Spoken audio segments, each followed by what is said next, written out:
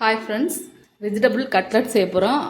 எப்படி செய்கிறோன்னு பார்ப்போம். அதுக்கு ஒரு 4 உருளைக்கிழங்கு எடுத்து வேக வச்சு தோல் எடுத்து வச்சுருக்கேன். அதை மசித்து எடுத்துக்குவோம். நல்லா கையை வச்சு நல்லா இல்லைன்னா அந்த இதை வச்சு மசிச்சுக்கணும். கரண்டி எதையாவது வச்சு நல்லா மசித்து வச்சுக்கணும், கட்டி இல்லாமல். நல்லா மசிச்சுட்டேன். அடுத்து என்ன செய்கிறோன்னு பார்ப்போம்.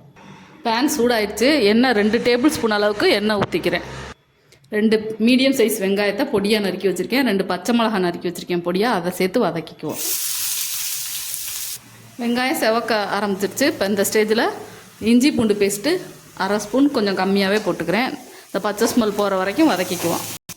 இஞ்சி பூண்டு பேஸ்ட்டு பச்சை வாசனை போயிடுச்சு. கேரட்டும் பீன்ஸும் பொடி பொடியாக நறுக்கி வச்சுருக்கேன், அதை சேர்த்துக்கிறேன்.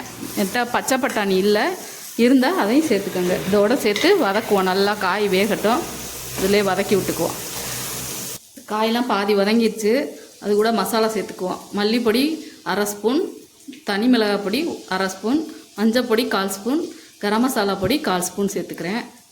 இதோடு சேர்த்து ஒரு நிமிஷம் கிண்டி விட்டுக்குவோம். அந்த பச்சை ஸ்மெல் போட்டு இதெல்லாம் நம்ம வீட்டிலே செஞ்சு கொடுத்தா நல்லா ஹெல்த்தியானது. காயெல்லாம் இன்னும் என்ன காய் வேணாலும் நம்ம சேர்த்துக்கலாம்.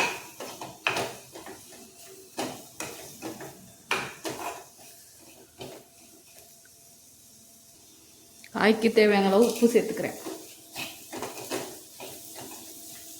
தண்ணி கொஞ்சமாக சேர்த்துக்குவோம். இந்த காய் வேகட்டும்.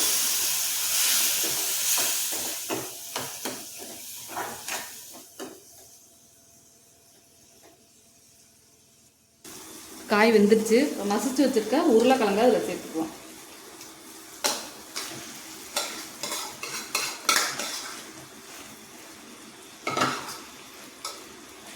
நல்லா கிண்டி விட்டுப்போம்.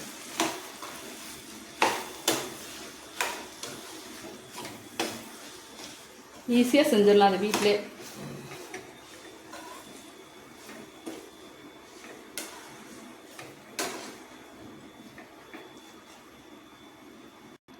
இல்லை கொத்தமல்லி எல்லாம் தூவிட்டு அடுப்பை ஆஃப் பண்ணிடுவோம்.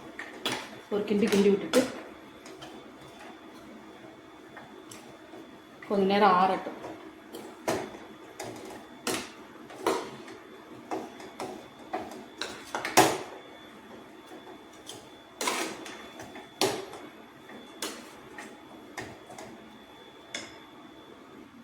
இதில் 2 ஸ்பூன் மைதா மாவு எடுத்துக்கிறேன்.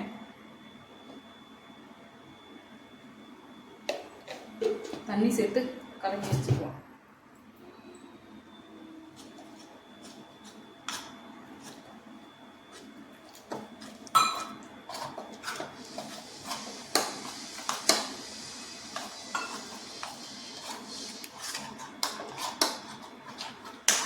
நல்லா கட்டி இல்லாமல் கரைச்சி வச்சுக்குவோம்.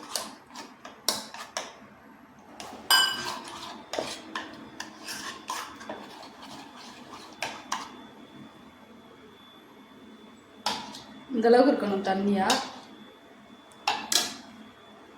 இதில் ப்ரெட்டை லேசாக சூடு பண்ணிவிட்டு அதை மிக்ஸி ஜாரில் போட்டு அரைச்சி வச்சுருக்கேன். இதை ஒரு தட்டில் வச்சுக்குவோம்.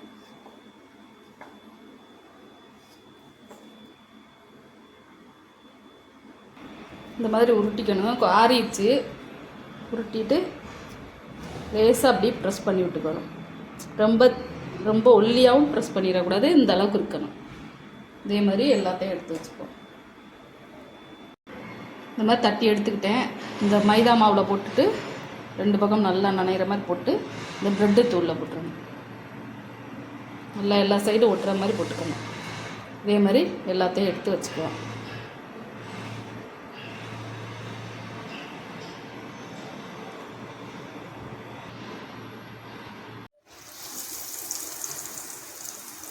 இந்த மாதிரி எண்ணெயில் போட்டு எடுத்துக்குவோம்.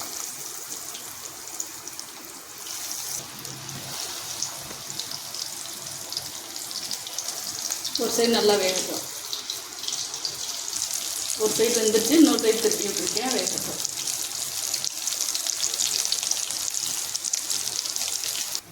ரெண்டு சைடு நல்லா திருப்பி விட்டு வெந்துருச்சு, எடுத்துக்குவோங்க.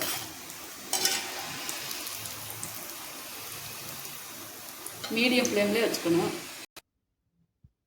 டேஸ்டான வெஜிடபிள் கட்லட் ரெடி ஆயிடுச்சு. இதே மாதிரி நீங்கள் செஞ்சு பாருங்கள். இந்த வீடியோ பிடிச்சா லைக் பண்ணுங்கள், ஷேர் பண்ணுங்கள், சப்ஸ்கிரைப் பண்ணுங்கள்.